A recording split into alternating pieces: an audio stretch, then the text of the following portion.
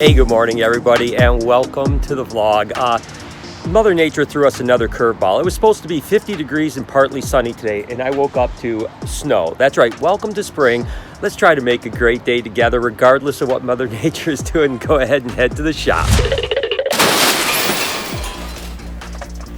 Lori? Lori's cart is on the ground, knocked over. I don't know what this is crazy. This is crazy. Speedy, is that you? Look at, now he's got, oh my God.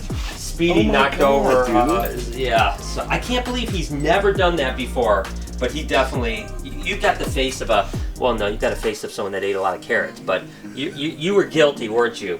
All right, let's clean this up. I just can't believe it's actually snowing. I mean, Mother Nature's playing some tricks on us lately. I'm actually gonna start my day by taking our pied chameleon, the veil chameleon, that's actually just coming out of shed right now. Of course, this is the one that laid 52 infertile eggs. And I'm gonna put it in with Raoul. Now, basically, the shed cycle tells me that she's ready to potentially breed. I have never bred chameleons. I'm a little bit freaked out by it. I'm gonna take a look and make sure that they're okay. Raoul's in here somewhere. It's such a heavily camouflaged cage. I'm not even sure where he's at. So I'm just gonna let her go and I'm gonna keep an eye on them for a little while just to make sure that there's no fighting or anything like that. But essentially what happens is about 2.5 to 3 weeks after they lay, they'll go through a shed like that, and that's when you want to rebreed them. Although the first clutch was infertile, and oh wait, take a look, oh, he is interested.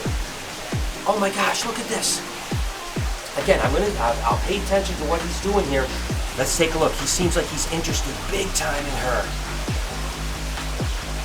So I'm just gonna keep an eye on him for sure. Oh, I didn't expect him to immediately want to go after and show courting like this. Again, I'm gonna try to keep her safe as well. But you can see he's wagging his tail. He's very interested. Wow, this is crazy.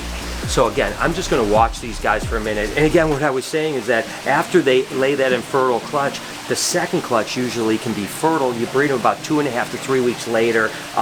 Breed them once, maybe twice at the most, and then hopefully we'll have some eggs this time. Hopefully they'll be fertile, but this is a trip, guys. I've never bred chameleons before, so I'm not even sure exactly what I'm doing here. So I'm just gonna keep an eye on them and hopefully things will go well.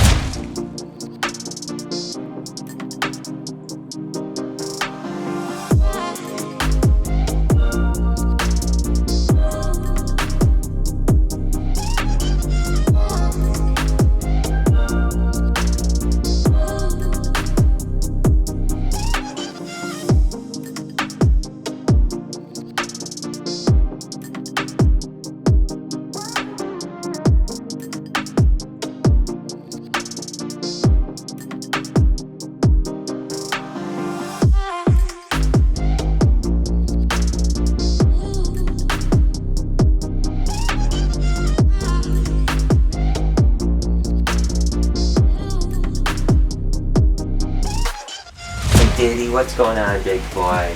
How you doing? You can see Diddy is definitely getting much better when it comes to habituation. Just trying to climb in here and spend some time with him, petting and stuff like that, just so that he gets a little bit more used to it. Definitely getting used to his new enclosures, but as you can see, he's got a lot going on out there with cars and traffic, so he gets a lot of sightseeing for the day. But him and Dixie are adjusting, finally getting back to their old ways. Continue to try to give you guys distractions throughout this time. Again, you guys know what we're doing. You're gonna have a video from us every day. We're considering doing a couple other things. I'm doing Instagram Live every day at Snakebites TV. Just trying to fill you guys up with things that keep your days occupied and as much positivity as I can. Also, I want to shout out my friends over at Gatorland are actually doing a 10 a.m. Eastern Standard Time Facebook. They're calling it School of Croc. So check that out. And then they're doing a 5 o'clock over on their YouTube channel live at Gatorland. Also, my friends at Sequest are doing a daily virtual tour there. I just want to give you guys a content that you can go see that's really cool, that can keep you guys occupied and stuff like that. Down in the comments, let me know who else is doing daily stuff that you guys can check out. I mean, I'll keep on shouting people out as I hear about them. Definitely, we're in this together, guys. We're gonna get through it. I've said it before, it's not gonna be fun, but together we're gonna get through it. And like I'd mentioned, this platform that you've given me is amazing, and I want to be there for you guys. I will be there for you guys. You guys mean so much to me, and I'm going to do everything I can do to be that little bit of light in a relatively dark time that we're in right now.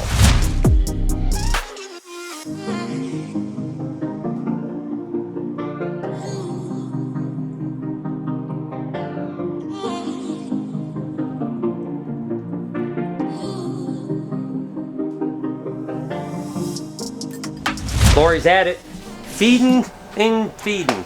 Lots of feeding going on here. Right. That's a lot of rodents. Yeah, it's a lot of Holy rodents. cow. We got a lot of hungry snakes. Oh my gosh! So tomorrow you get males in with females for the first time, or today? Or no, you can't because you're feeding today. Yeah, it'll be either tomorrow or the next day. Okay, yeah. so first time males and females. But yes, this is literally what we feed the colubrids twice a week, right? Yep. So that's a lot of rodents going through, but and a lot of work. But I know you'll do good. So I'm going to leave you to it, and I'm going to just go take a break. Okay.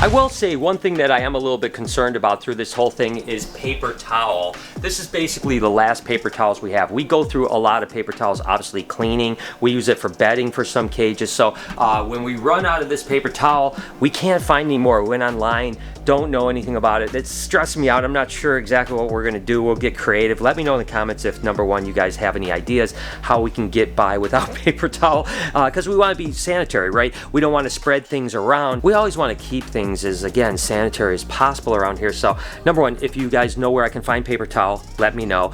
Number two, if you have any other ideas for me, that's probably the one thing I am a little bit stressed out about. Not so much about toilet paper, but paper towels got me a little stressed. I have to do a lot of things getting back to work at the Reptarium 2.0. It's not done yet. Obviously, we have to seam all of this, all the wood that you see, we've got to seam all that out. Obviously, the croc monitor cage, when we can travel again, we're going to go ahead and head down to Desiree's place, and we've got to fix it out. A lot of foliage in the enclosures. Obviously, there's very little foliage in the enclosures now. Still have to do that. Oh, by the way, we've got the massage room. I've got to finish the wall up top here, put all this up. We've got to seam all of this right here.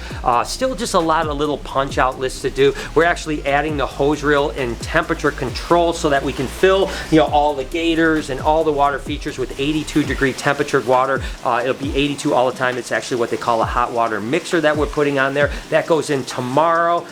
Just a lot, again, just little finishes up top and stuff like that. More foliage in here. So a lot of little things, and I know this is going to sound wild, but there's actually the bathroom over at BHB is ever since I've taken over this building 6 years ago, I've hated that bathroom, and I figured this would give me a good opportunity to maybe gut that bathroom and fix this up maybe in the next few days. I know that that's not something you guys are probably that interested in, but it'll probably be a day and a half, 2-day project that I'll be working on just to make the bathroom look better, because we got to take this time and apply as much positive energy as we can, because it's really easy to get into that kind of dark mental state if you don't keep yourself busy.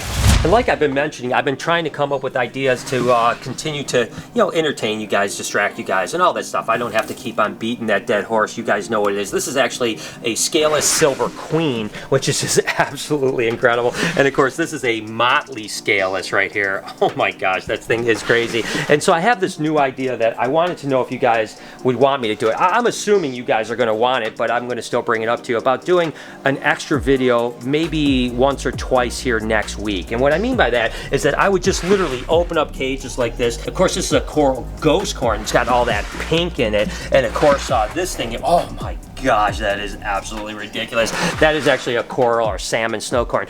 Basically, no edits. Maybe I do a BHB tour. Maybe it's a half hour long. No edits, raw, just whatever comes down. I walk in, I start opening up cages, showing you guys animals for like a half hour, and then maybe do another one over at the Reptarium. Again, no edits, just like we're talking, just hanging out. And it would be in addition to the vlog, you know, so we still put out the morning vlog. Maybe in the afternoon we do a tour like this. Again, guys, I just want to keep you guys happy. I know some people are probably struggling, and I want to keep you guys going through this. We will get through this. So let me know if you want me to do it. If you do, I'll go ahead and film those, and we'll release them sometime next week. I've been waiting for a really long time for our Grammostola pulchra, the Brazilian black tarantula that we actually have. I've been waiting forever for it to molt, wondering like, oh my god, literally, I've gone through so many tarantula molts, I've gone through so many feedings, and this one is the one I've been waiting since the day we opened. So finally, I get a chance to pull her out and show you guys a little bit what these guys actually look like finally after post-molt, and how beautiful this animal really is. So let me actually get her out for you guys.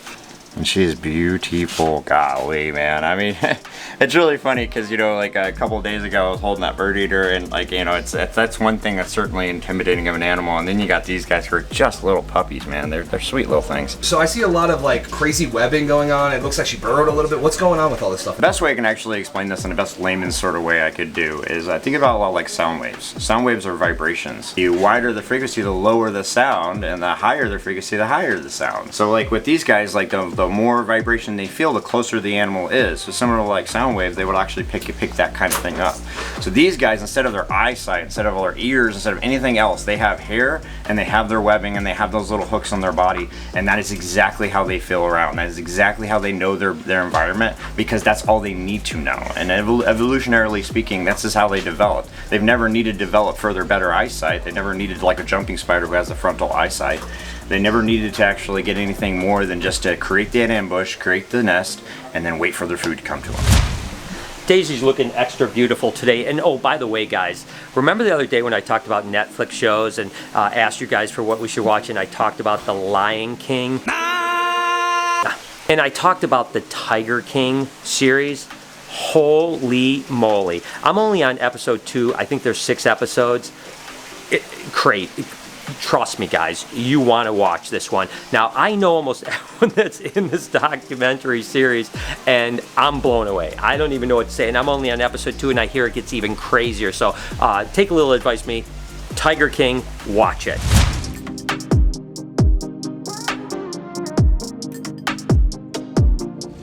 Andrea! Yes. You're still alive! I am. I know, I was worried about you were out not feeling good for a Yeah, couple I was days. worried that I was going to get you guys sick. I know, and that's... Thankfully, I didn't. Thankfully, people should stay home when they don't feel good, but you feel Stay good home, now. stay safe. You're good. Yes, we're good. We got the animals. We're all good. All right, good. I'm glad to hear it. Thank you. All right. Remember, I told you guys I was going to give you homework assignments. Basically, the one thing I'm going to kind of suggest you is don't spend too much time watching the news, okay? Look for positive things out there, because the news is really negative, and they're only showing the negative side of things. We have to take things seriously, but not over panic. We will get through this together, and I hope that you guys are staying safe, and remember to stay smart. And another thing you could do if you're bored is that you could watch or listen to our podcast, Checking In, right here. You can subscribe to it. You can also listen to it on Apple Podcasts, Spotify, all that type of stuff. You can run through a bunch of a playlist of vlogs if you guys want to just spend time doing it that way. Over here, you can subscribe to this vlog channel. I really do appreciate it. Turn the post notifications on for everything if you don't mind. Try to have the best day you possibly can. Remember, be kind to someone, and I promise I'll see you guys tomorrow.